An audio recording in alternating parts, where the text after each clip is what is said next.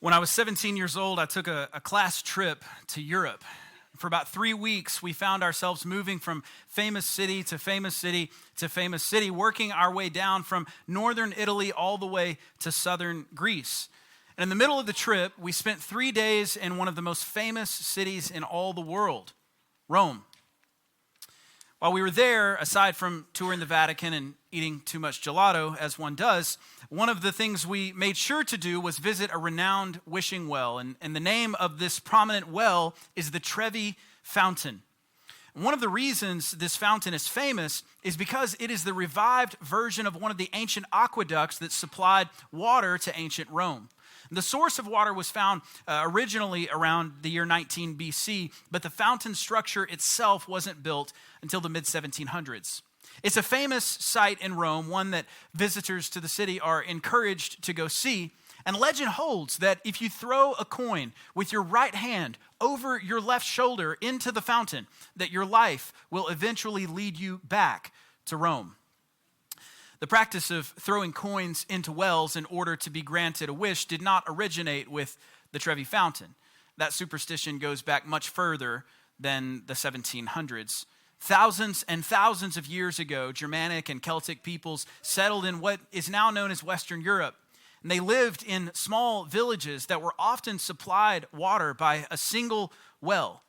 Because water was so essential to life, and there was usually only one place in any given village to find fresh water, wells became a place of great importance. And eventually, over the centuries, people began to believe that the wells were places where gods and goddesses lived. And if you prayed at the well and you offered the god or goddess a sacrifice, say a handful of coins, perhaps, your prayer might just be answered. Fast forward a few thousand years, and children are throwing money into every fountain and every shopping mall in the world with no idea why. Y'all ever did that?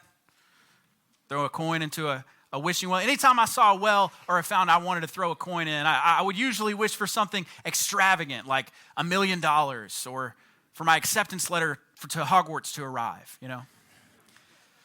But all the time I spent doing that growing up, I can't remember a single wish at one of those things coming true.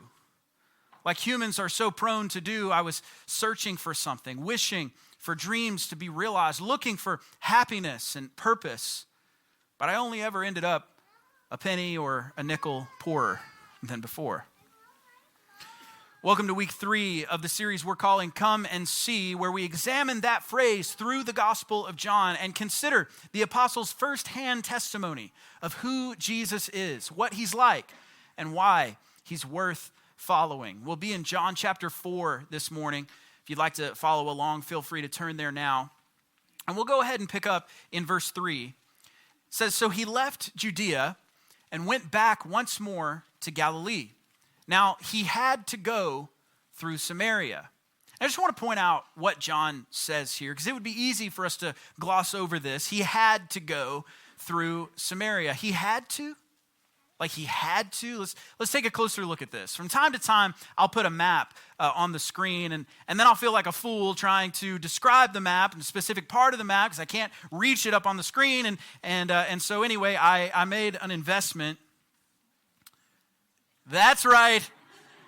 I have officially hit laser pointer level of nerd. This is a whole new tier for me. I feel like I need a sweater vest and bifocals. Anyway, nevertheless, let's take a look at this map together. So Jesus is traveling north from Judea to Galilee, and you can see that Samaria is the land there in the middle. And it's true that if he wanted to take the most efficient route, he would have to travel through Samaria.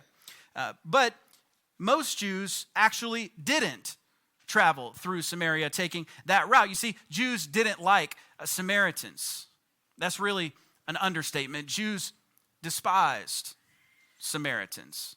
Most Jews carried a disdain, a racist, nationalist bias against Samaritans. And that's why Jesus' story of the Good Samaritan is so provocative in its time, because in the minds of most Jews at that time, there was scarcely such a thing as a good Samaritan. They hated them. They wanted nothing to do with them. Many Jews wouldn't be found in Samaria if they could help it. Many Jews, particularly very religious ones, certainly priests and scribes, would go out of their way to keep from having to go through Samaria. If they were traveling from Judea to Galilee, as Jesus was, they would cross the Jordan River right here in northern Judea. They would travel through the Transjordan, Perea, and Decapolis, and then cross the Jordan again into southern Galilee, bypassing Samaria completely in the process. What a curious statement John gives us when he so simply and nonchalantly says Jesus had to go through Samaria. What our English Bibles don't tell us about this statement is that the Greek verb here, dei, is a unique word. In the language of the biblical writers, it often refers to something being necessary, not so much for human reasons, but because God ordained it. It's the same word as an example that Jesus uses when he says that he must go to Jerusalem and suffer and be crucified. And he must die and rise again on the third day. This verb could be said to carry the notion of divine appointment. And so here John tells us that Jesus had to go through Samaria. Verse 5, he came to a town in Samaria called Sychar, near the plot of ground Jacob had given to his son Joseph. Jacob's well was there. And Jesus, tired as he was from the journey, sat down by the well. It was about noon. And so they're in the middle of Samaria, and the disciples have gone off to buy lunch, and Jesus sits by a well. Now, this wasn't just any well. This is a famous well. This well was founded by the grandson of Abraham, the son of Isaac, the father of the 12 tribes of Israel, Jacob. The well was called Jacob's well. And for thousands of years, this well provided water to this town. And because of its origins, it was a holy site for the people that lived there. And it just so happens that here comes a woman to draw water from the well. And this is a curious thing, given the circumstances. Just a little context. It was common back in those days that groups, that women would go to draw water in groups. And I guess that was kind of the first century version of women going to the bathroom together. I never really understood it, always considered it to be a one-person job myself, but I digress. This woman is alone.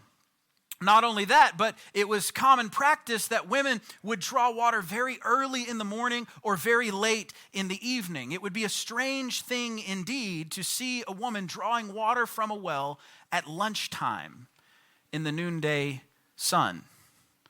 Verse 7, when a Samaritan woman came to draw water, Jesus said to her, "Will you give me a drink?" His disciples had gone into town to buy food. And the Samaritan woman said to him, "You are a Jew, and I am a Samaritan woman. How can you ask me for a drink?" For Jews do not associate with Samaritans.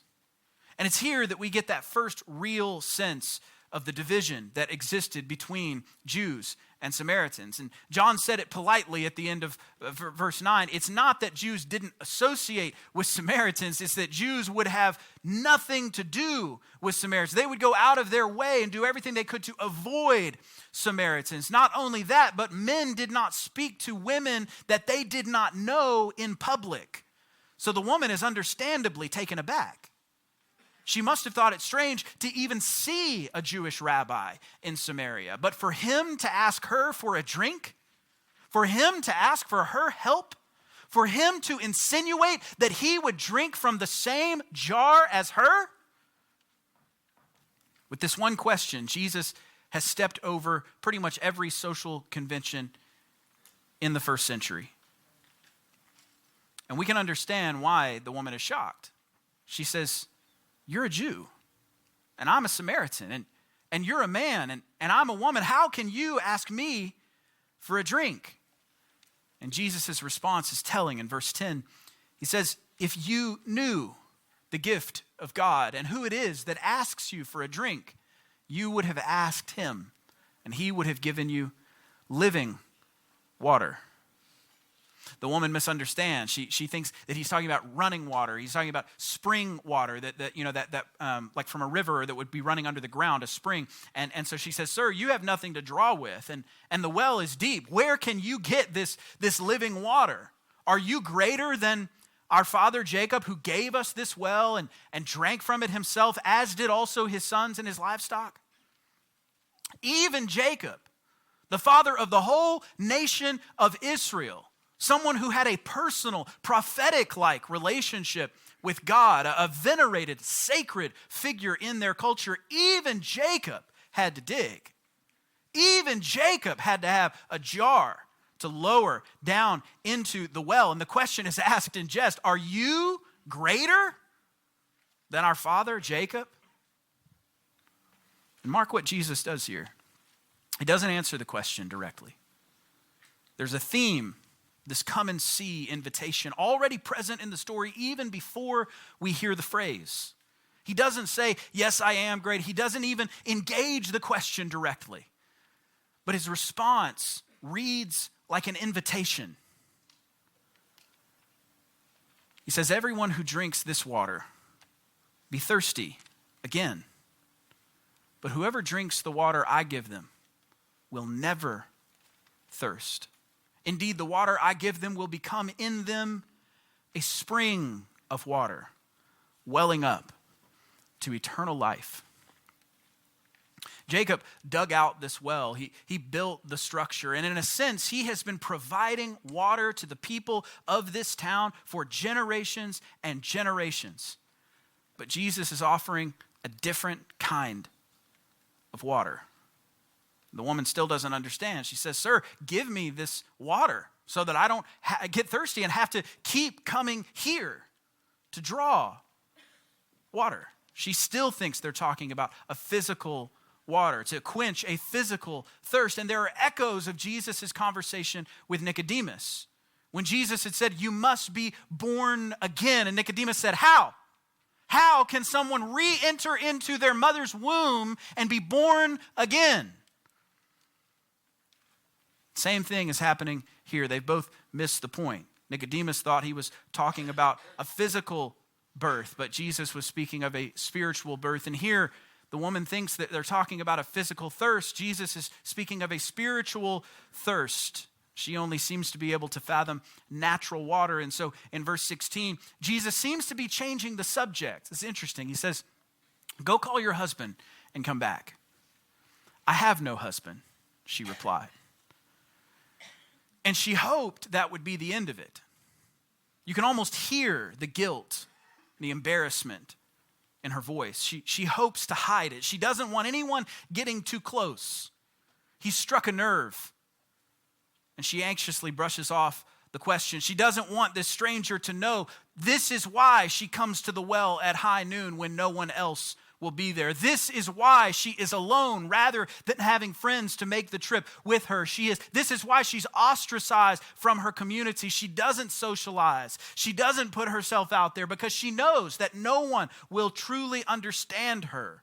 They will judge her. They will reject her. They will shun her. And so she sidesteps the truth by briskly and bluntly saying, I have no husband. Jesus said, you're right.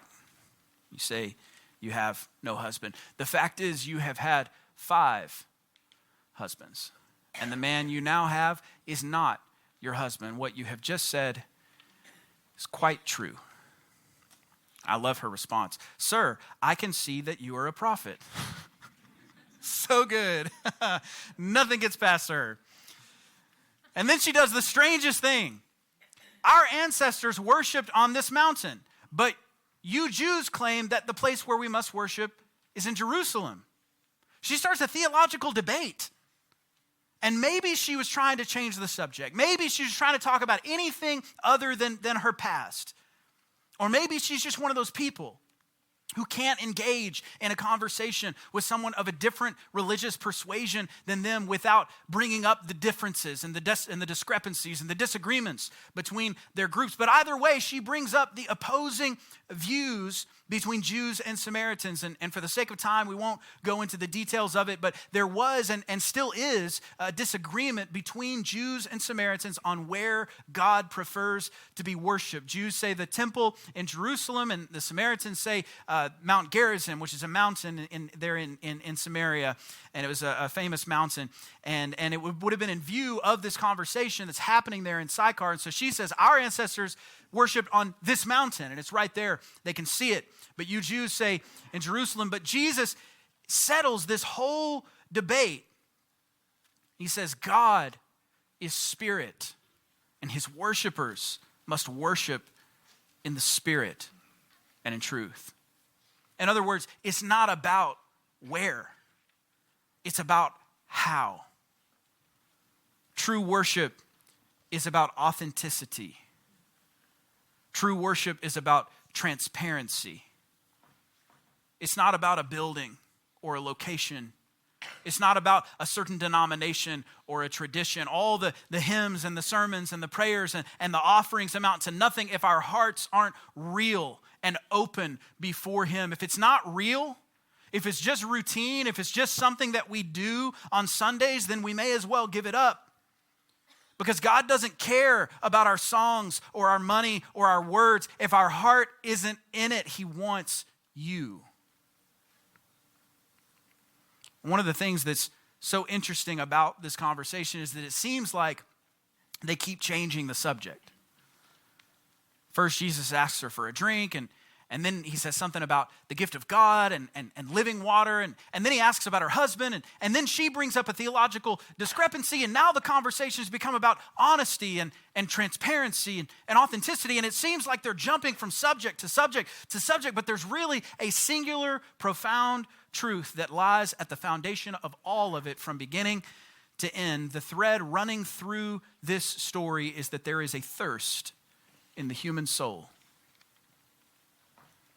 She comes to this well alone in one of the hottest parts of the day because she has made a mess of her life. She avoids other people because she's ashamed and she's afraid of rejection. And on this day, she happens upon a prophet. And the first thing she wants to do is argue about how to properly worship God. She's seeking and she's searching. But in her shame, she searches in all the wrong places. She throws herself into things that temporarily relieve, but never permanently heal. She's living a life of perpetual pacification, but she's never truly satisfied. And you can see that the water from Jacob's well then serves as a metaphor for her entire life. She returns to this well because she thirsts again. She bounces from one relationship to another looking for someone that can satisfy that deep and nagging thirst in her soul. And just like us, she finds things that pacify her. And she distracts herself with those things for a time. And so we distract ourselves with family and career and relationships and school and entertainment and sex and screens and alcohol and church and social activities and anything that can pacify us. But if we're really honest with ourselves, we will admit that there is a thirst deep in our souls that none of these things seem to be able to truly, permanently satisfy. As C.S. Lewis reminds us, all the things that have ever deeply possessed your soul have been but hints of heaven. Tantalizing glimpses, promises never quite fulfilled, echoes that died away just as they caught your ear. If I find in myself a desire which no experience in this world can satisfy, the most probable explanation is that I was made for another world.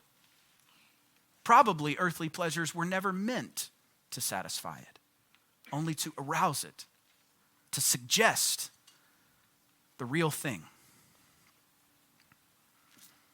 But some of us live lives of perpetual pacification. And when you've resigned yourself to simply be pacified, you lose hope that satisfaction, real satisfaction, could ever be attainable. And there can be a tendency to point to some undefinable time in the future. I wonder if you've ever done that. I wonder if you know what it's like to feel that deep discontent, that deep dissatisfaction, and say, oh, well, maybe one day I'll understand. Maybe one day I'll find love or peace, joy. Maybe one day I won't carry this shame, this pain. The woman says, I know the Messiah is coming. When he comes, he'll explain everything. She says, oh, well, maybe one day. Jesus said, I, the one speaking to you, I am he. And notice what happened here. This woman wears shame like a scarlet letter. She goes to the well alone in the midday sun. She protects herself through isolation. She has resigned herself through to perpetual pacification through unhealthy relationships. And she doesn't want anyone getting too close because she doesn't want anyone to truly know her. She's afraid that they'll reject her. She meets a prophet and he knows her. I mean, he really knows her. He knows things about her that no one else knows. He knows the things that she hides. He knows the shame that she carries. He knows all of her secrets and all of her scars. And not only does he not reject her, he reveals who he really is too.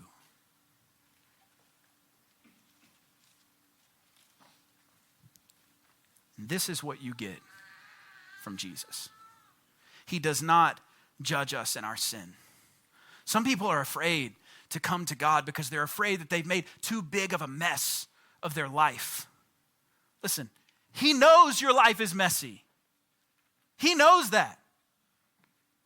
That's no secret to him. He knew the Samaritan woman had been married 5 times and now lived with a man that wasn't her husband. He knew her theology and her worship were tied up in a mountain and a well. He knew every dark and dreadful thing there was to know about her, and he still had to go through Samaria for her. He still went where no other Jewish rabbi was willing to go for her. You see, he has witnessed every moment of your life, every thought you ever had, every decision you ever made. He has seen it all. He heard that thing you said, that you still cringe every time you think about it. He saw that thing you did that still brings you shame to this very day. He has witnessed every single moment of your life, the good, the bad, and the ugly. And the scandalous truth of the gospel is that he still loves you. He still loves you. He still has to go through your town. And when we encounter a love like that, it resurrects hope within us. It frees us from the shame that kept us bound. It frees us from the guilt that we used to carry. It frees us from a life of perpetual pacification. This story is one of the most beautiful in all the Bible. This woman met Jesus, and in him she encountered the love that she'd been searching for, longing for all her life. She let go of the need to be pacified because she met the one who satisfied. And then leaving her water jar, the woman went back to the town and said to the people, "Come see a man who told me everything I ever did. Could this be the Messiah?" She left her water jar. She left the thing that symbolized her dissatisfaction, her life of perpetual pacification. She didn't need it anymore because she met the one who satisfies. She tasted that living water. And it transformed her from social pariah to fearless preacher. And the same people that she shied away from in shame, she goes straight up to him and says, "You're not going to believe this. Come and see."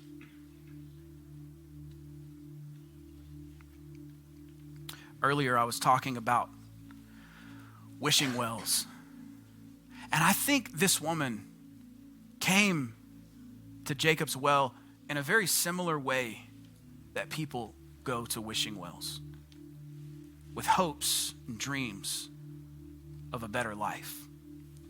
Of course, she knew wishing wells are nothing more than a superstition. She knew that. She didn't throw in any coins. She didn't pray to the well, and she didn't presume to think that there was a God living in the well.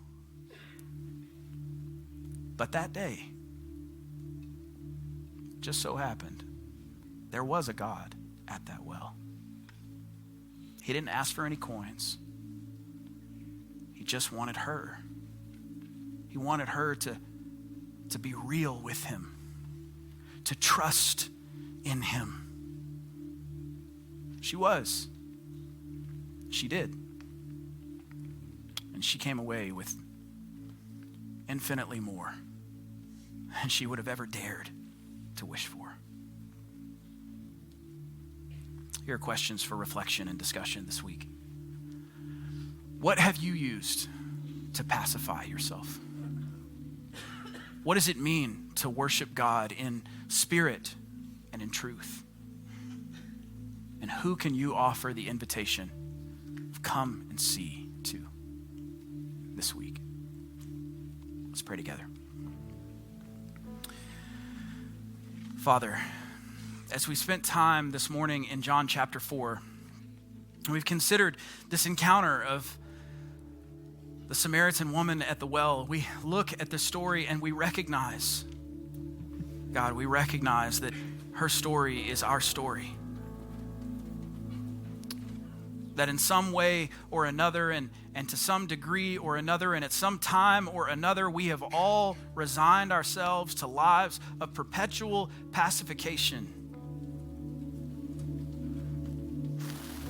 And this morning, God, I pray that for each and every person in this room, you would open our eyes to what those things are in our lives that we've run to in place of finding satisfaction in you. I pray that you would meet us there, Jesus, in the same way that you met that woman at Jacob's well.